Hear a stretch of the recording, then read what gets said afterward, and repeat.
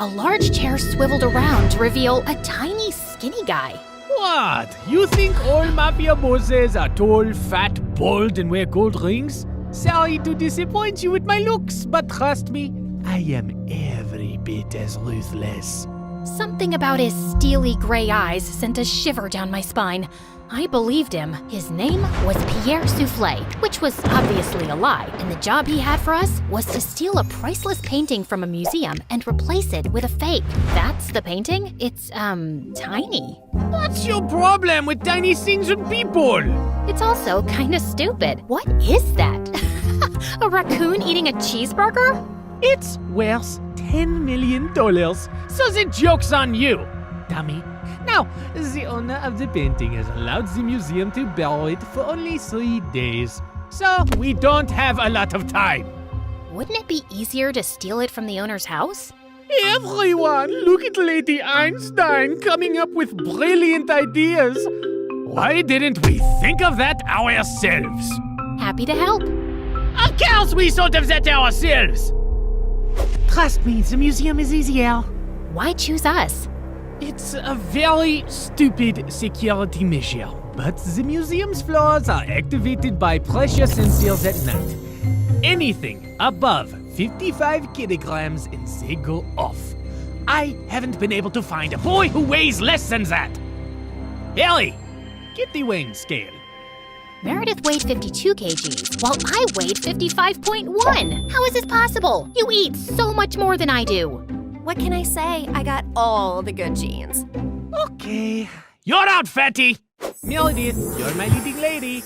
The plan was to enter the museum through its large air ducts, carrying the fake painting with us. We first had to make a stop in the security room and disable all the cameras and alarms. Then we'd crawl back through the ducts till we reached the exhibit area, and I'd lower Meredith down along with the painting so she could switch them out. As Meredith made it to the bottom, I dropped the painting to her, and she missed it, and we heard a loud crack. Oh my God, did you break the frame? Me? It's your fault. Who told you to throw it like that? I was expecting you to catch it, but what was I thinking? You made us lose the Frisbee tournament in 8th grade because you're so bad at catching things, unless it's someone's boyfriend. Seriously? You were so distracted by that hot boy on the bleachers, your throwing skills were completely off. FYI, that boy was totally into me. Why are we even talking about Frisbees and boys right now?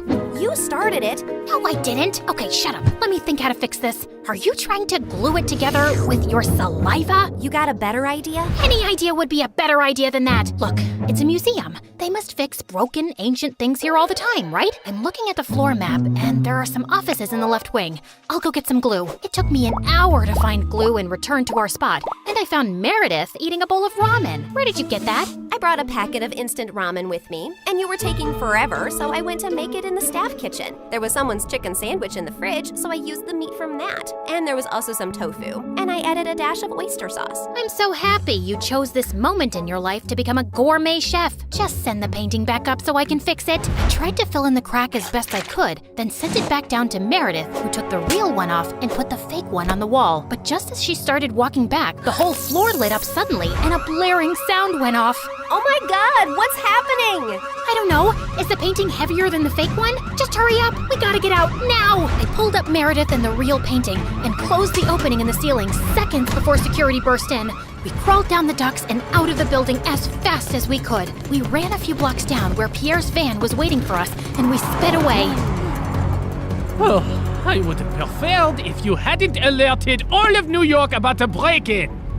Now I'll have to move this painting around with cops crawling all over the city. Never mind. Here's your check, and Claire, try to lose some weight. Au revoir. And without warning, we were dumped on a dark street. We scrambled to our feet, headed for the subway, and made it home. It was all over the news the next morning that someone had broken into the museum and switched off all the security systems. But apparently, nothing had been stolen, except a chicken sandwich and a block of tofu from the staff kitchen. You ate the entire block? Hey, I'm not the one who needs to watch her weight. I do not need to. Whatever. Listen, I've been meaning to talk to you about something. It'll have to wait. I got a hair appointment. We'll talk over dinner? Yeah, sure. I was gonna tell Meredith that I wanted a break from this life, and I wasn't sure how she'd react. As I sat in a cafe later, I suddenly found a cute guy next to my table. Mind if I sit here? There are no other empty seats. I won't disturb you. I promise. We actually ended up talking for over an hour, and I found him sweet and charming. I'd love to meet you again if you're free. I don't live in New York, but I come every weekend. You come here for work? No, actually, I came to visit my mom who's admitted in the hospital here for a medical trial. She has some rare brain issue that sent her into a coma. Oh, I'm sorry to hear that. How long has she been in a coma? 6 years now. It's been the toughest thing I've ever dealt with. Actually, she was part of this other really promising clinical trial before, but that didn't work for her. He was in a hospital in Connecticut. As he kept talking, I suddenly felt like I was spinning around very fast, and I could hear my heartbeat in my ears. My chest felt heavy, and I could barely breathe. I don't know what I said to the boy, but I just ran out of there and didn't stop till I got to our hotel room. Hey, I was about to call you. What's wrong? Claire, are we in trouble? I am a terrible person. Hey, you're not that terrible, just a bit ugly. You don't have cops after you, do you? Meredith, I met someone. It's not a cop, is it? No, I met a random guy in a cafe, and his mom was in a clinical trial. I hope this gets interesting at some point. In a hospital in Connecticut. Oh my god, the same hospital Mom was in? And the same trial? What a small world. No, it's not the same trial. It's a different hospital, too. Okay, I'm bored again. The coincidence made me interested for a bit. Meredith, his mom's been in a coma for 6 years. We did that to someone. Didn't you just say it's not the same trial? Yes, but for a few seconds, I thought it was the same trial. And I just realized for the first time today that we did something awful to someone out there. When we switched the patient files, we took away someone else's chance to get better. You realized this just now? Are you dumb or something? Of course that's what we did. I mean, I never really thought about it like this. It was just a name on a file. But meeting someone who's going through that with their mom for years, it just made it so real. We're really bad people. Not really bad, if you consider all the bad people in the world. Okay, look, we didn't have a choice. If I had to do something like that to save Mom all over again, I'd do it in a heartbeat. Okay, so we did that to save Mom, but what about everything else? We had a choice to not continue living this life, but we didn't stop, and I want to stop. What's the big deal, man? It's not like we're stealing from poor people. It doesn't matter who we steal from. It's not about them, it's about us and the people we've become. I don't want to be this person anymore. Look, just calm down. I'll get you a piña colada and everything will seem better. But I pushed her away angrily and she landed on the floor. She looked up at me, stunned. No, I am done. Meredith and I barely spoke over the next few days, and I had no idea what was going through her head, but I'd made my decision. I was gonna go home. I sent Freddie a text to say I'd be coming next week, and he called me back. Hey, I'm actually in New York with my parents for the weekend. Can we catch up? The moment I saw Freddie, I just burst into tears and he hugged me tight. As we talked over dinner, he assured me that he'd talk to Meredith and try to make her come home too. We had just stepped out of the restaurant and walked 2 blocks down when suddenly a black van screeched to a halt beside us and some men pulled us in, handcuffing and blindfolding us. When our blindfolds came off, I realized we were in Pierre's quarters and I found Meredith there too. What's going on here? Welcome.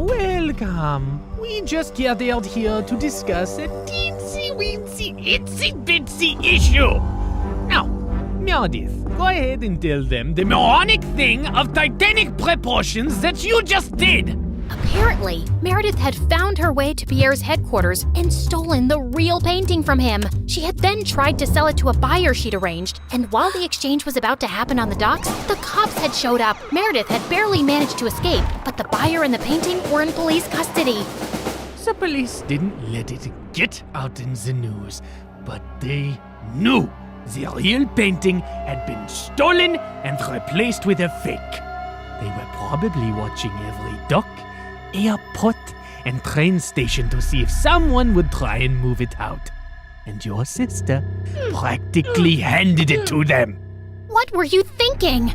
It's your whole quitting the biz talk that made me do it. I did it for us, so we could sell the painting and retire to Bora Bora for good. And what the heck is Freddie doing here? Hi guys, I'm Freddie, old friend. Nice to meet you. Not terrified at all. You made me lose a fortune, and you double-crossed me. And Pierre does not take betrayal well. Haley! Sam! Yes, sir! You know what to do. Boss? I'm not really sure how I feel about punching a girl. Yeah, boss, I am not really comfortable with this. Maybe we can just punch the boy. I'm not really a boy. I used to be a girl. Ask Claire and Meredith, we practically grew up like sisters. Please don't hurt him. He has nothing to do with this. Silence! You buffoons! I didn't say hurt anyone yet. I just wanted you to threaten them, but of course, you're useless. I'll do myself. Torture Haley and Sam after this meeting. Now, get lost. Then Pierre shifted his cold gaze to me. That painting is everything to me, and I want it back. And now the only way we can get it is from the owner himself. You, Claire, will be executing this mission. The heir of that painting is a young, charming millionaire. And you will get to know him, become his girlfriend, kiss, cuddle, yada yada. You need to earn his trust completely, so he lets you into his life and his home. Then, when the time is right, you will steal the painting from a high-security vault inside his house and bring it back to me. You will do this if you care about your moon sister and this girl/boy and his family and your mother and your stupid husband and your whole neighborhood. What if I fail? I don't think you want the answer to that. But once you succeed, I'll give you two enough to go to Bora Bora and never return. I'd be ecstatic to never set eyes on you annoying girls again. I had my eyes on the target from across the street. As soon as I saw him walk towards the cafe, I headed for the entrance. Just as he opened the door, I bumped straight into him, spilling coffee all over his shirt. Oh, God, I'm so sorry. I wasn't looking. I'll pay for the dry cleaning. His arm rested gently on mine. Hey, it's okay. It was an accident. I looked up into his bright green eyes. In fact, you're the one who's without a coffee now. Can I get you a new one? Sure, I'd like that. Can we also start over? Hi, I'm Christina. Hello, I'm Eric.